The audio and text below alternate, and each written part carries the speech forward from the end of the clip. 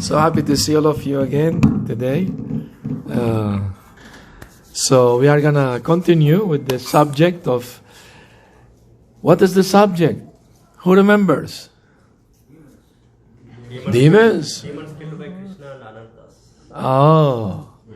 And the demons killed by Krishna and Balaram in Vrindavan, and the anarthas, or the impediments they represent. Okay? So, you already chanted enough. I mean, plenty chanting. So should I chant a little more maybe, or we just enter the... Enter the kata, yes. Let's enter the kata. That's a good idea. Okay.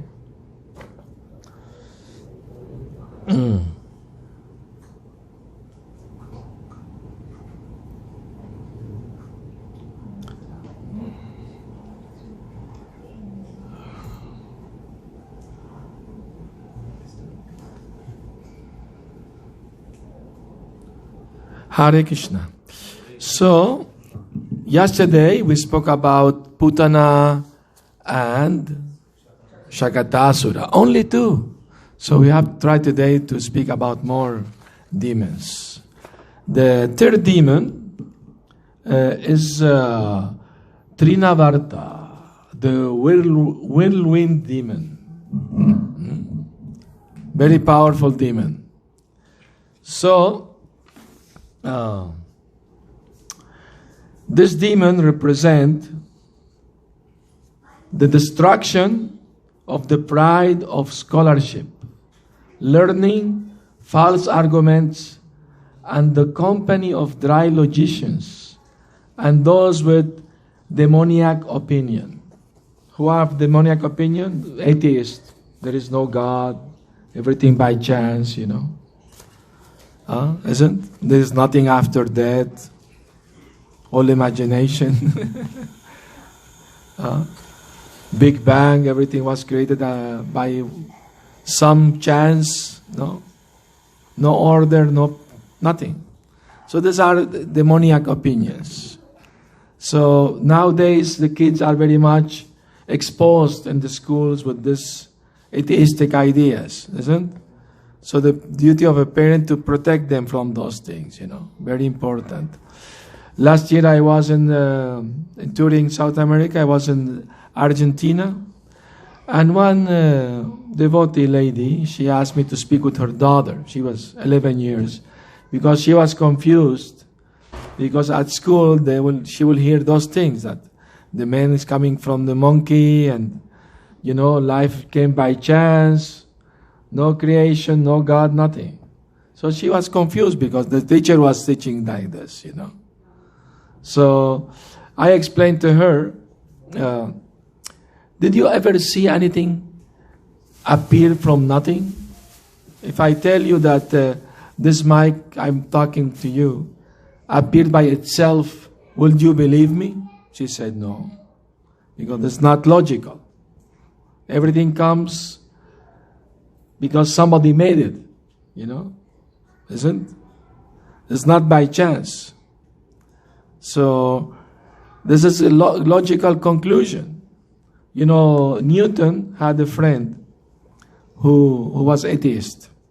And he always contraring with him. About him, about God's non-existence. One strange thing is that they say God doesn't exist. If it doesn't exist, why you're talking about it? If something doesn't exist, you don't mention it doesn't exist. So by saying God doesn't exist, you are proving He exists. Because you're denying something which is real, but you don't believe in it. Because if actually He didn't exist, then you don't even mention. Yes. Prashna Sagar, now a new name. They say energy cannot be created or destroyed. So when you pray to Krishna, the sound energy, which cannot be created or destroyed, will travel to Krishna. No. Try to understand. The material energy is eternal. We agree with that. It's not created, it's not destroyed. It is true. But is it manifested for some time, remained for some time, then it is withdrawn back, And who does the manifestation and the maintenance and the solution of the material energy? Only God can do that. When Prabhupada heard the theory about the Big Bang, Prabhupada said the scientists were not there when that happened, so they can't know for sure.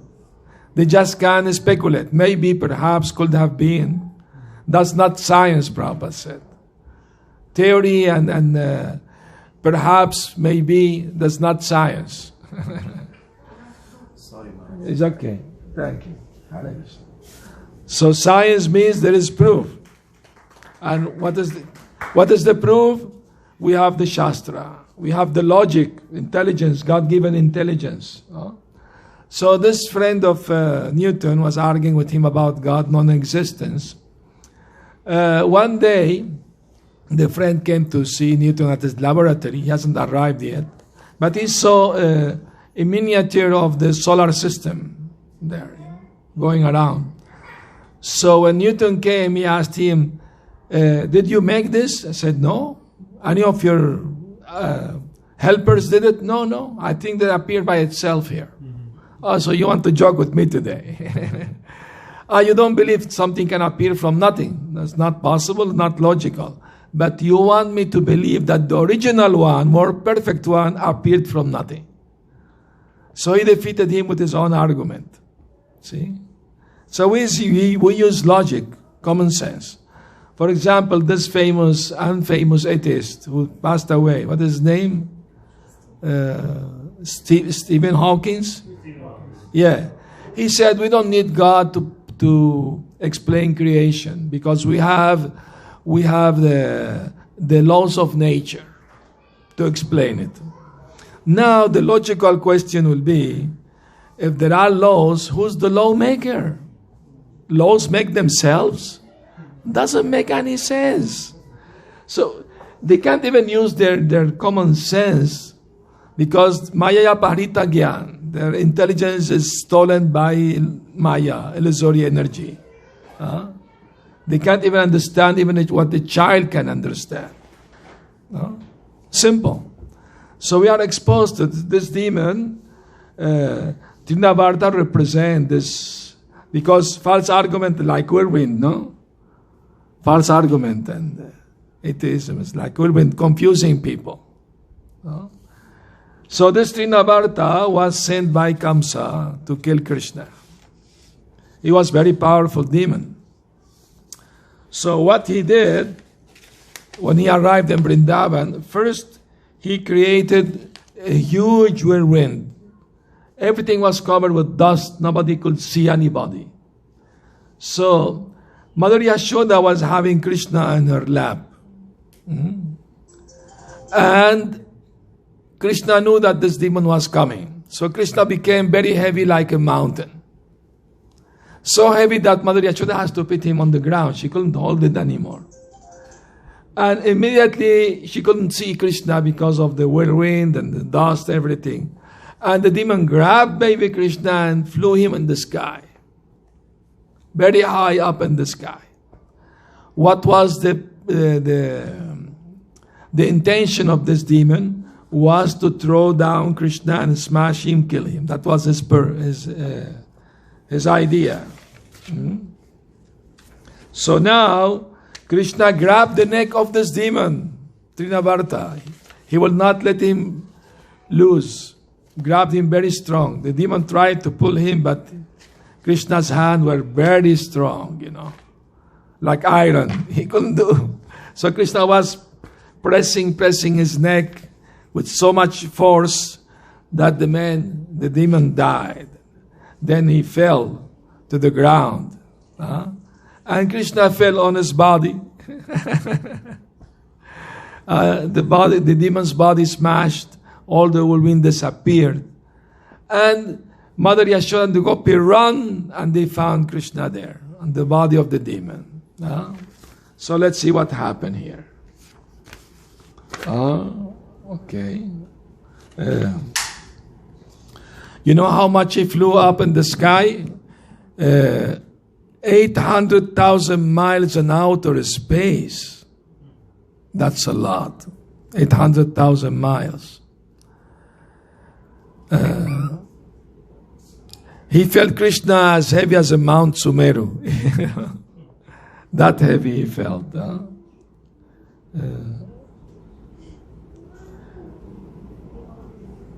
Then the demon merged in Lord Krishna's effulgence, as lightning merged in dark monsoon cloud. Then the demon and the infant fell from the sky into a boulder. The sound of the fallen body breaking into pieces filled all direction and made the earth tremble. It was like an earthquake, you know. The weeping gopis saw the infant sitting silently in the demon's back. They quickly brought him to his mother, gave him to her, and then spoke. The gopis said, Yashoda, you have no right to embrace this child. You have no kindness.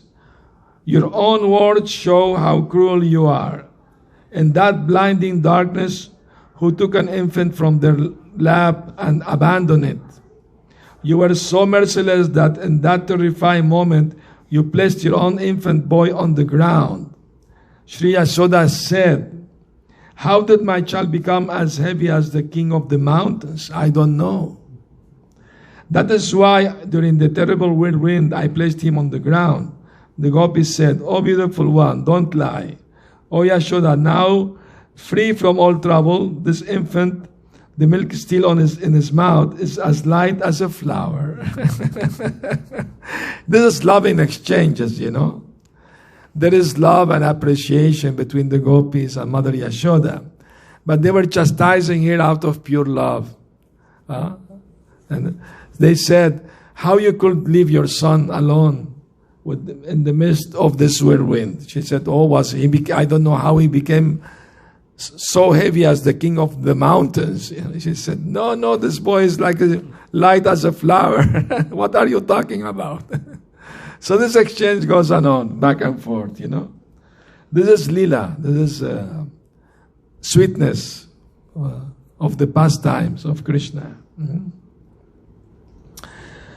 Now, this quote from Garga Samhita, Sri Bahulashwa said, what pious did this Trinavarta to perform in his previous birth that he merged in Lord Krishna's body, the Supreme Personality of Godhead?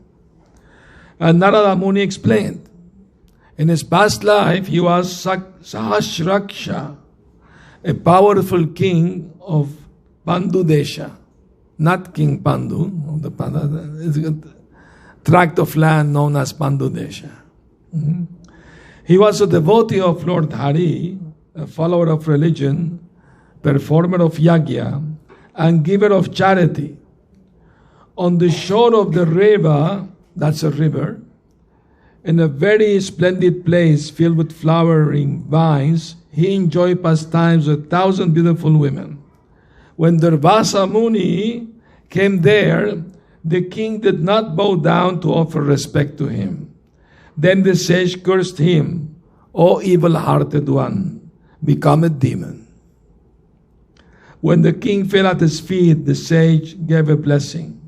O king, the touch of Sri Krishna's form will give you liberation. Mm-hmm. So, curse and blessing. You know, Durvasa Muni he's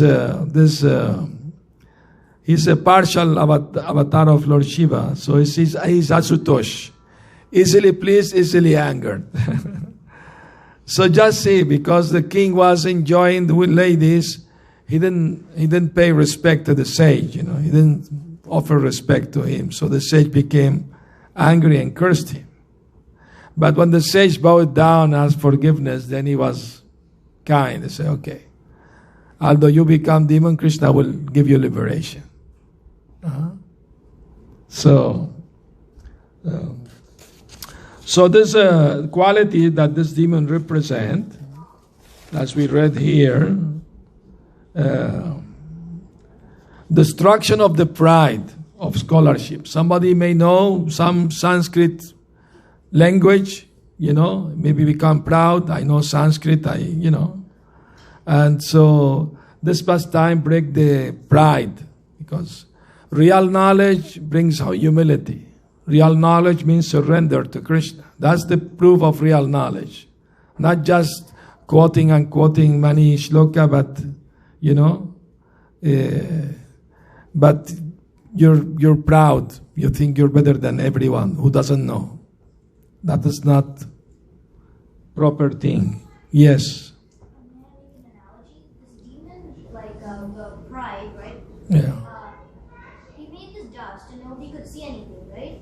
Yeah. That's like that emotion clouding your brain of, rational. Very, very good. Very good. When she, put down Krishna and then lost him in the wind, I think you lose Krishna in your mind due to that emotion. Emotion is good if it is spiritual emotion. Material emotion may bewilder you, but the spiritual emotion makes you more attracted to Krishna. We have to distinguish between material and spiritual emotions. Sometimes people misunderstand their material emotion to be spiritual, when they're not, Like, suppose one Pandit is very proud of his scholarship. You think that's spiritual, to be proud, But it's not spiritual, it's material. Pride is not spiritual. And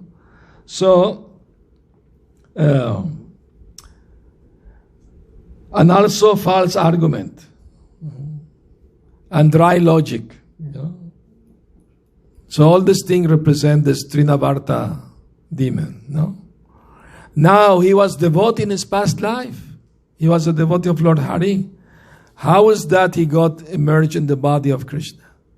That's impersonalism. But there are many instances when demons went back to the spiritual world by entering the body of Krishna.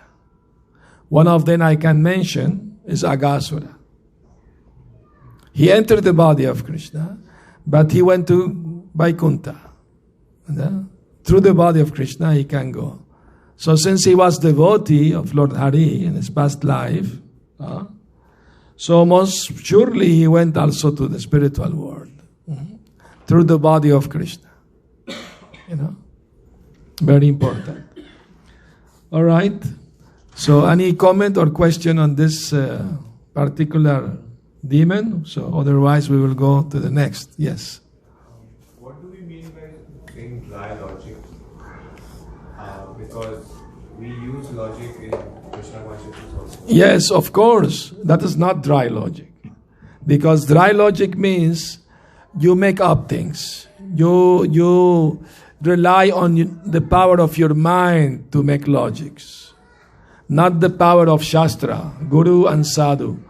In Krishna consciousness, we follow these three authority.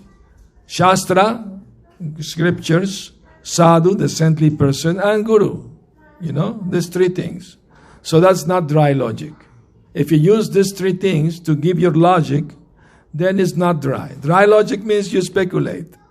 You rely on your mind, which is imperfect, by the way. So, okay. So, we go next to not demons. These are not demons. These are fallen demigods. The Yamal Arjuna trees are liberated. This has to do with the Damodar Lila. So the Damodar Lila is very nice. It's coming soon, in next month, mid of next month. The Kartik Brat, Damodar Lila. So one day Mother Yashoda was busy churning, making butter. And baby Krishna came and was pulling her sari, let her know that I am very hungry. Actually, how can God be hungry? It's not possible. He's hungry for the love of his devotees. That's a different story. No material hunger. Prabhupada said, what can we offer Krishna? He has in Vaikuntha the best food. He doesn't need our food. But if we offer with love, he feel inclined to accept. In a humble way. My dear Lord, I'm a fallen soul and I'm given this opportunity by your mercy. So please, be kind, merciful. Forgive my offenses and accept this humble offering I'm giving you. This will attract Krishna's favor, Krishna's mercy. It's very important. So then Yashoda stopped the churning. She sat down and started giving breast milk to Krishna. But while doing that, she remembered that she had milk boiling on the stove. So she put Krishna aside, ran to save the milk from spreading around, The milk was very eager to serve Krishna. And since, why then Mother Yashoda, why is so important to save this milk and stopping feeding Krishna? Because that milk was meant for Krishna's service. This milk was a special milk also, not any milk. Nanda Maharaj, Krishna's father, has 900,000 cows. From all of them, there are 10 special cows that they are given very sweet, fragrant grass, and they will give very sweet milk. And with that milk, they will make sweet meat for Krishna. Sweet preparation. Like rabri, rasgulla, rasmalai, sandesh, burfi, pera. Should I continue? I know sweets. So, anyway, so she went to save that milk. Because milk could be desperate to serve Krishna, was split all around committing suicide. So she wanted to save the milk from committing suicide. Anyway, but Krishna was still hungry, so he became angry. He took a rock and broke the pot of yogurt and 2 handfuls of yogurt, and he went to hide somewhere to eat. When Yashoda came, the pot was broken, the yogurt was splitting on the floor, and she understood this is Krishna's mischievous activities. So she took a stick, and it was easy for her to find him. How? Because his footprint were everywhere. He stepped on the yogurt, so it was easy to find him. And she found him sitting on broken pots. India they use clay pots. Once they use them, they discard them. The new ones. I would say try to avoid artificial material to cook with, like what is this metal, so-called metal? Teflon and aluminium and all this try to avoid if possible, because they release some chemical which are harmful to the health. So better use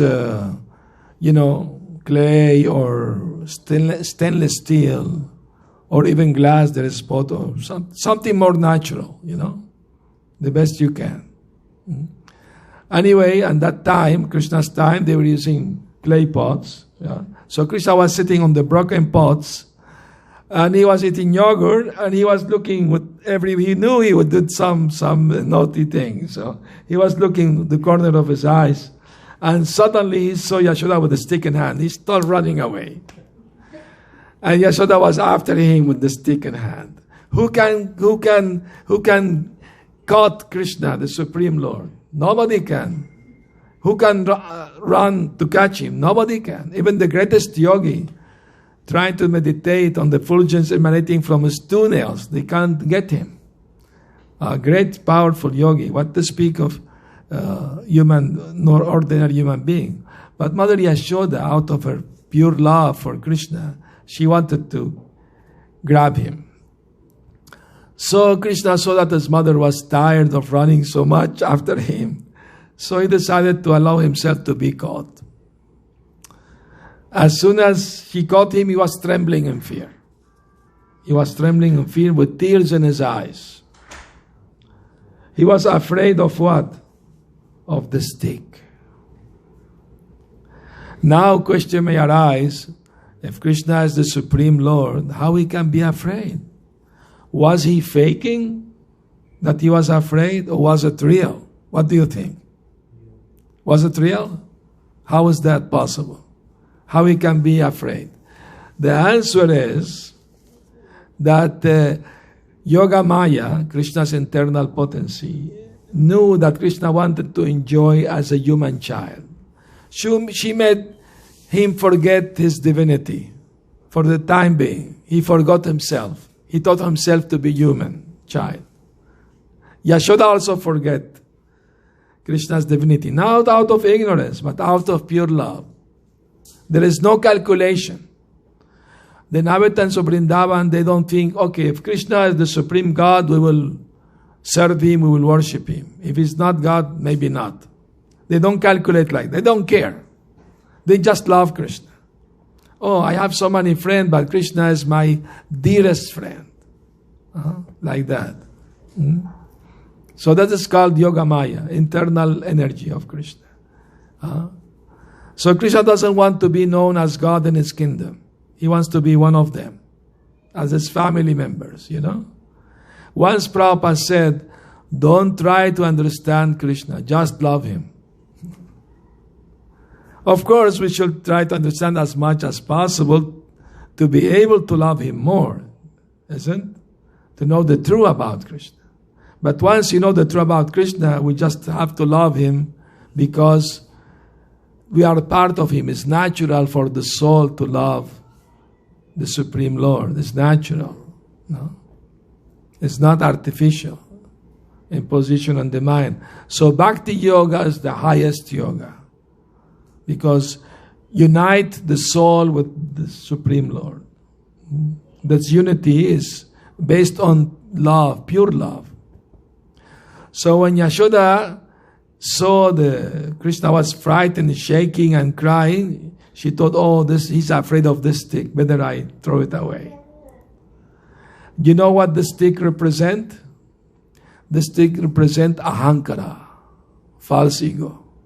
If we are attached to the false ego, we can't hold Krishna. We have to give up the false ego. Then we can hold Krishna. One devotee asked me once, how to get free from false ego. False ego means false identity. Ego means identity. Some people say we have to free from ego. But it's not possible to be without ego. Ego means identity. We have to be free from false ego, false identity. I told this devotee we have to embrace our real ego. Then we can be free from the false ego. We can't give up something unless we have something better to replace it with. Isn't it? So that's the philosophy of Krishna consciousness. Not artificial imposition on the mind. It's natural. When we embrace our real ego, what is our real ego is? Servant of the Lord. Aham Brahmasmi. First Aham Brahmasmi. First to know I'm a spirit soul. I'm not this material body. That's the first thing. Lord Chaitanya in his teaching to Sanatana Goswami, he said, Jivera Swarupa Hoy Krishnera Nityadas. The eternal position of the soul is to be eternal servant of Krishna. That's every soul. So if we embrace that I'm not this body, I'm soul, I'm eternal servant of Krishna, then that's free will naturally, automatically will free us from ahankar, false ego. You know? Why we say that the pure devotees of the Lord, they do lila, pastimes. They don't do karma. Because as soon as there is ahankar, false ego, there is karma. If there is no more false ego, no ahankar, it is only lila. Even devotee, pure devotee of the Lord, everything they do is lila. Because there is no ahankar, no karma involved. In the Brahma Samhita it is said, Karmani nirdahati kintucha bhakti bhajam. That by performing bhakti, devotional service, by hearing, chanting, remembering about Krishna, all karma will be burned to ashes. In a short time,